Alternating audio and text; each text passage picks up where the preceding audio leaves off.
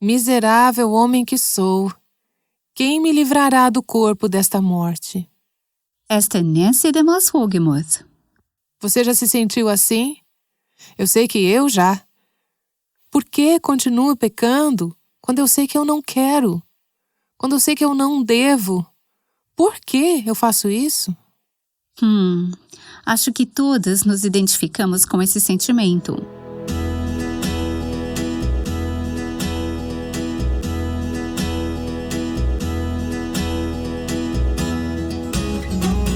Seja bem-vinda ao Aviva Nossos Corações, com Nancy DeMoss Wogemuth, autora de Mentiras em que as Mulheres Acreditam e a Verdade que as Liberta, na voz de Renata Santos.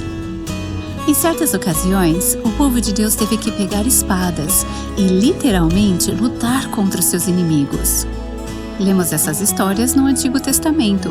Hoje, vivemos em uma época diferente e não somos chamadas a pegar espadas. Mas às vezes, não é verdade que a vida parece uma batalha? Nancy vai nos ajudar a encontrar coragem para enfrentar as nossas lutas, continuando a série chamada Esther, uma mulher de Deus no tempo de Deus. Bem, as coisas estão começando a mudar muito rápido, agora que Deus está cumprindo a sua vontade para com o povo judeu. Mas ainda não chegamos ao final da história. Amã foi enforcado. O homem ímpio está fora do palácio. O servo de Deus, Mordecai, está agora no palácio. Mas o decreto ainda existe. Sem nenhuma intervenção, daqui a 9 meses, os judeus serão exterminados. Então Esther foi novamente até o rei. Ela intercedeu diante dele em favor de seu povo e pediu que ele revogasse o decreto que o perverso Amã havia estabelecido, decretando a aniquilação dos judeus. O decreto ainda estava em vigor. Esther pediu, por favor, revogue esse decreto. Agora, no capítulo 8, versículo 7, temos a resposta do rei. Então o rei Assuero disse à rainha Esther e ao judeu Mordecai: Eis que dei a Esther a casa de Amã, que foi pendurado numa forca, porque tinha planejado matar os judeus. E agora, em nome do rei, escrevam os judeus o que bem lhes parecer e selem o documento com o anel sinete do rei. Porque os decretos feitos em nome do rei e que foram selados com seu anel sinete não podem ser revogados. O que isso significa? O decreto original, a lei que decretava a destruição dos judeus, não podia ser revogada, porque era uma lei dos medos e persas. E essas leis não podiam ser anuladas, nem o rei poderia revogar o decreto original. Suas mãos estavam atadas nessa situação. Ele não queria que o povo judeu fosse condenado. E o que ele faz? Em vez de revogar a lei, o que ele não podia fazer, ele dá a Mordecai e a Esther a liberdade de emitir um novo decreto, um decreto oposto, que substituiria o decreto original, permitindo que os judeus se defendessem. Ele dá a Mordecai o seu anel sinete e o seu nome. E agora Mordecai tem o poder e a autoridade do nome do rei, que é a única maneira de nos aproximarmos do nosso rei, no poder e na autoridade do nome de Jesus. Veja o versículo 9. Então foram chamados imediatamente os secretários do rei, aos 23 dias do mês de Sivã, que é o 3º mês. Isso aconteceu cerca de 70 dias após o decreto original de Amã. Levou pouco mais de 2 meses para que as rodas da justiça de Deus, começassem a girar para tirar Amã do caminho. Ainda temos 9 meses até o dia D, até o dia em que o decreto deveria entrar em vigor. E segundo tudo que Mordecai ordenou, foi redigido um decreto para os judeus, para os sátrapas, para os governadores e para os oficiais das províncias, que se estendem da Índia até a Etiópia, 127 províncias, a cada uma no seu próprio modo de escrever e a cada povo na sua própria língua, e também aos judeus, segundo o seu próprio modo de escrever e na sua própria língua. Escreveu-se em nome do rei Assuero e se selou com o anel sinete do rei. As cartas foram enviadas por meio de mensageiros montados em jinetes criados nas estrebarias do rei. Nas cartas, o rei permitia aos judeus de cada cidade que se reunissem, se organizassem para defender a sua vida, para destruir, matar e aniquilar de vez toda e qualquer força armada do povo da província que viesse contra eles, crianças e mulheres, e que, se saqueassem os seus bens, num mesmo dia, em todas as províncias do rei Assuero, no dia 13 do 12º mês, que é o mês de Iadar. No mesmo dia, no mesmo mês em que o decreto original deveria entrar em vigor, surge um segundo decreto pelo qual os judeus recebem o direito de se reunir para se defenderem, para derrotarem seus agressores. Embora, como veremos no capítulo seguinte, eles se defenderam contra os seus agressores, mas não os saquearam. Há uma nova lei que permite que eles se unam para defender as suas vidas, as suas famílias e os seus bens. Versículo 13. Uma cópia da carta, que determinava a proclamação da lei em todas as províncias, foi enviada a todos os povos para que os judeus se preparassem para aquele dia, para se vingarem dos seus inimigos. Agora, repare que a vitória dos judeus sobre seus inimigos não seria conquistada por um simples decreto. Não havia um decreto que poderia apenas revogar o decreto original. Na verdade, eles precisariam pegar em armas, precisariam se defender, precisariam travar uma guerra contra os seus opositores. Deus poderia intervir sobrenaturalmente e fazer com que eles triunfassem sem luta, como fez em outras ocasiões na história de Israel. Mas lembre do porquê os judeus estavam na Pérsia. Eles estavam sendo disciplinados por Deus por causa da sua idolatria e desobediência. Acho possível que esse conflito tenha sido necessário como parte do processo da correção de Deus na vida do seu povo. Uma forma de voltar os seus corações para Deus e conscientizá-los da sua necessidade dele. Acredito que neste relato vemos algo no Antigo Testamento que representa um poderoso princípio do Novo Testamento e, como cristãs, precisamos entendê-lo. Eu quero dedicar um tempo hoje para explicar esse princípio da melhor forma possível. Amã está morto. Ele foi pendurado na forca. Ele está fora do caminho. Mas ainda há uma batalha pela frente. Os judeus terão que lutar pela sua liberdade. Eles terão que travar uma guerra contra os seus agressores. Não parece com a batalha entre a carne e o espírito que nós cristãos temos que lutar? O velho homem, a velha natureza, que não podia deixar de pecar, o Amã dentro de nós, foi crucificado. O velho homem foi crucificado com Cristo, mas ainda precisamos lidar com o pecado que habita em nós. E você pode perguntar, por que eu tenho que lutar tantas batalhas dentro de mim? Se eu sou filha de Deus, por que eu luto com a falta de autocontrole, com a vontade de satisfazer todos os meus prazeres, com a minha língua, com o meu temperamento? Porque você ainda está na carne. E existe esse resíduo de pecado que quer dominar a sua vida. De agora até o momento em que você puder ver a Cristo, você vai ter que lutar. Eu vou ter que lutar contra a carne. O que fazemos nessa batalha? Lutamos sem esperança? Lutamos sem ajuda? Não! O livro de Romanos nos fala sobre duas leis que entram em vigor em nossa vida espiritual. A primeira é o que o apóstolo Paulo chama de a lei do pecado e da morte. Essa é como o primeiro decreto de Amã. É um decreto que condena todo homem, mulher e criança à morte. O salário do pecado é a morte. A alma que pecar, essa morrerá. A lei do pecado e da morte. Essa é a lei que nos mantém derrotadas, presas a hábitos pecaminosos, relacionamentos errados, escravas da nossa própria língua. Paulo descreve essa batalha contra a lei do pecado e da morte no capítulo 7 de Romanos. Eu vou ler para você alguns versículos selecionados desse trecho. O apóstolo Paulo diz assim: pois o querer o bem está em mim, mas não o realizá-lo. Porque eu não faço o bem que eu quero, mas o mal que não quero, esse faço. Você se identifica com isso? Eu sei que sim.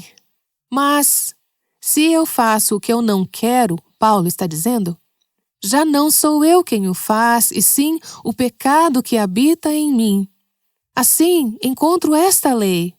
Quando quero fazer o bem, o mal reside em mim. Você reconhece essa lei? É a lei do pecado e da morte. E ele continua dizendo, porque, segundo o homem interior, tenho prazer na lei de Deus. Isso é um sinal de que você é filha de Deus, que deseja obedecer à lei de Deus. Você não quer obedecer à lei do pecado e da morte. Há uma batalha. Isso é um sinal de que você é uma cristã. Mas vejo nos meus membros, dentro de mim, outra lei que, guerreando contra a lei da minha mente, me faz prisioneiro da lei do pecado que está nos meus membros, aquele velho decreto que ainda está em vigor. Miserável homem que sou, quem me livrará do corpo desta morte? Você já se sentiu assim? Eu sei que eu já. Por que continuo pecando quando sei que eu não quero, quando sei que não devo? Por que eu faço isso? Quem é que vai me livrar disso? Aquela velha lei, a lei do pecado, é irrevogável. Mas louvado seja Deus, aleluia, graças a Deus por Jesus, graças a Deus pelo Evangelho. Aquele velho decreto foi superado por uma lei maior e mais poderosa, pela morte e ressurreição de Cristo. Deus colocou outra lei em vigor. Qual é o novo decreto? Ele se chama a lei do Espírito da vida em Cristo Jesus. É isso que Paulo diz a partir de Romanos 7:25. Quem me livrará do corpo desta morte, desta lei da morte, desta lei do pecado? Graças a Deus por Jesus Cristo, nosso Senhor. Mordecai está no palácio agora. Cristo está no palácio agora. Ele foi exaltado. Ele é a minha esperança. Ele emitiu um novo decreto que me dá o poder de vencer a lei do pecado. O apóstolo Paulo continua dizendo, no versículo 1 do capítulo 8, agora, pois, já não existe nenhuma condenação para os que estão em Cristo Jesus. Sim, aquele velho decreto ainda está em vigor, mas não, ele não precisa reger a sua vida, porque a lei do Espírito da vida em Cristo Jesus nos libertou da lei do pecado e da morte. Pense sobre como a lei da aerodinâmica supera a lei da gravidade. Ela não quebra a lei da gravidade. A lei da gravidade ainda está em vigor, mas a lei da aerodinâmica supera a lei da gravidade e permite que um grande e poderoso jato decole e voe pelo ar.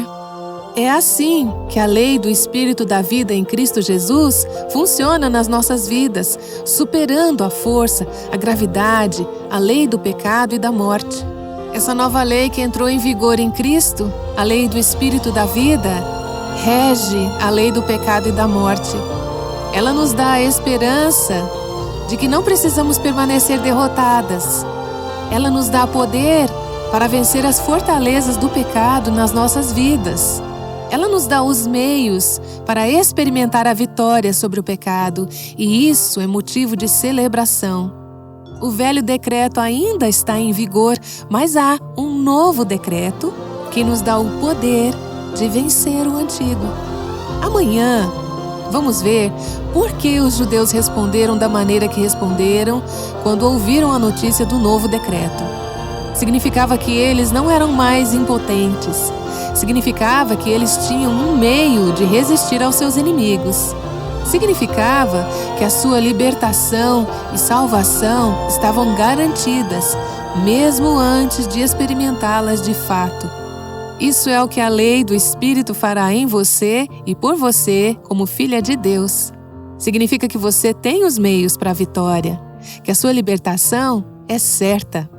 Você tem um meio de resistir ao pecado. Você tem um meio de resistir ao diabo. Significa que você não é mais impotente. Você é livre para vencer o pecado por meio de Jesus Cristo.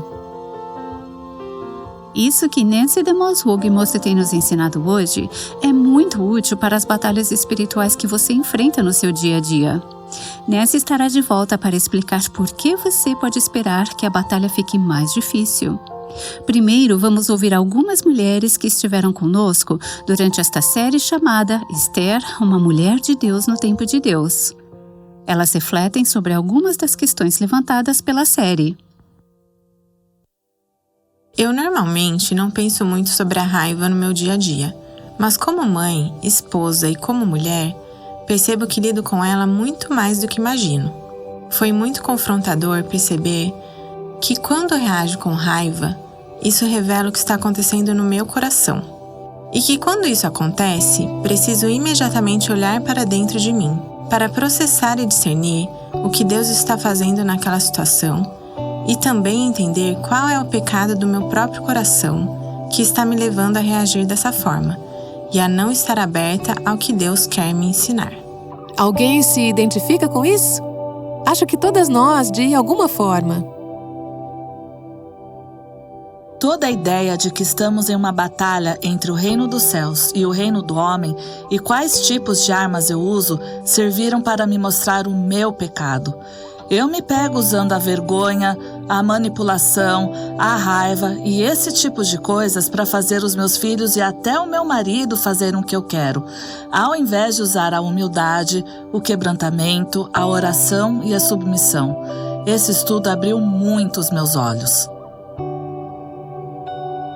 Uma coisa que o Senhor tem trabalhado na minha vida ultimamente é o orgulho, e Amã demonstra o ápice do orgulho. Às vezes, quando percebemos certos sentimentos se levantando dentro de nós, de onde eles estão vindo? O Senhor tem continuado a me mostrar que o orgulho é o ponto central. O orgulho é o problema.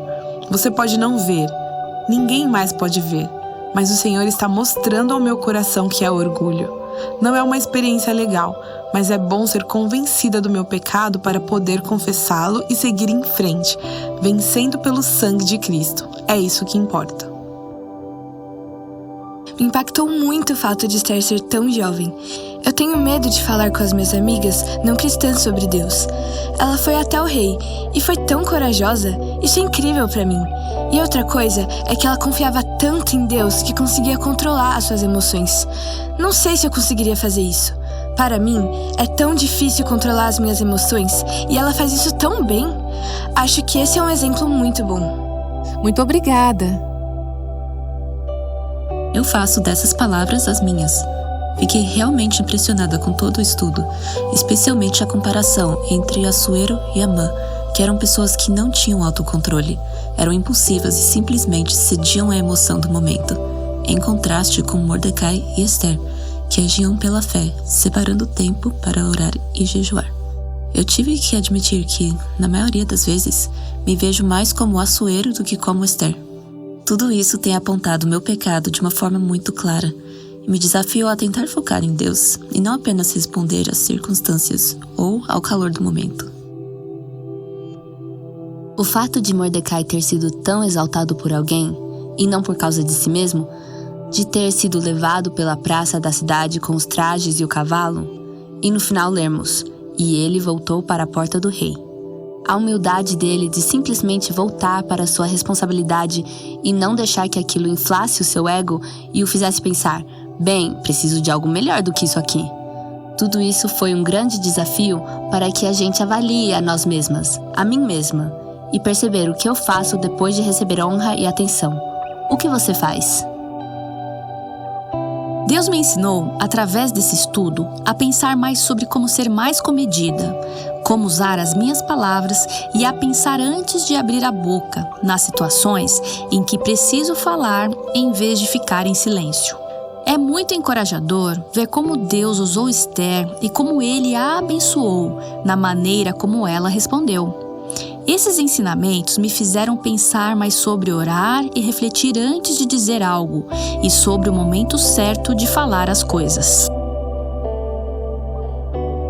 Ano passado, fui com um grupo da minha igreja para uma viagem missionária de curto prazo lá em Israel. Eu tinha muito medo de ir. Mas enquanto estávamos lá, a gente sabia que a nossa família e todo mundo estavam orando por nós. E eu não senti medo nenhum. Bem, este ano eu decidi que Deus realmente queria que eu voltasse para lá. Mas aconteceu tanta coisa que as pessoas disseram que eu estava louca de querer voltar. Você ouve de coisas acontecendo que podem deixar Israel mais perigoso. Mas sinto que tem pessoas que conhecemos que precisam do nosso incentivo. E Deus quer que sejamos incentivadoras delas. Tem sido difícil para mim tomar essa decisão. Ontem eu liguei e tomei a decisão e orei para que eu me sinta segura e que o medo não volte, porque ele realmente te deixa em pânico se você não se proteger dele. De qualquer forma, estou realmente ansiosa para ir. E me desculpem por estar tão emocionada, mas estou muito ansiosa por esse momento. Estão falando de enfatizar mais o nosso trabalho com crianças enquanto estivermos lá. Sou professora aposentada e acho que essa foi uma das coisas que me fez sentir que Deus realmente queria que eu estivesse com a equipe lá este ano. Vai, Esther! Agora, deixa eu falar uma coisa. Algumas de vocês não estiveram conosco antes e, se estiveram, sabem do que eu estou falando. Quando você passa um dia ou dois, como nós, imersas na palavra de Deus, pode ter certeza que a aprovação vai chegar. Talvez até antes da manhã de amanhã e de maneiras que você menos espera. Veja só, acabamos de ouvir uma professora falar.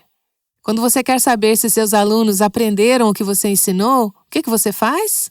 Você aplica uma prova. Deus tem sido o nosso professor. O Espírito Santo tem falado conosco sobre questões de medo, fé, coragem, obediência e a providência de Deus. Como é que você vai aprender sobre a providência de Deus se nunca tiver a chance de precisar confiar em sua providência? Então, espere pela prova.